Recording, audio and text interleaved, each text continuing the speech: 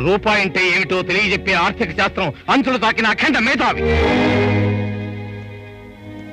అంతటి ఈ భారత్ ఈ ఇంటికి పెద్ద కొడుకై ఎందుకు కరగాని మా చదువుల కోసం దేహి అని ఇంకొకరిని అర్థించవలసిన అవస్థ కలిగినందుకు నాకు నేనే సిగ్గుతో చచ్చిపోతున్నాను.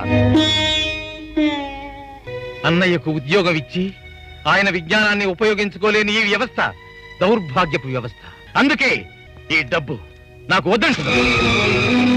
బ్రతుకు తెరువుకి ఉద్యోగం ఒక్కటే మార్గం కాదు నాన్న. డబ్బు సంపాదించడానికి చదువు అక్కర్లేదు. డిగ్రీ లేకుండా కోటీశ్వరులైన ఎందరో మహానుభావులు మన కళ్ళు ముందు. రూపాయి అంటే ఏమిటో తెలియజెప్పే ఆర్థిక శాస్త్రం అంచులు తాకిన అఖండ మేధావి.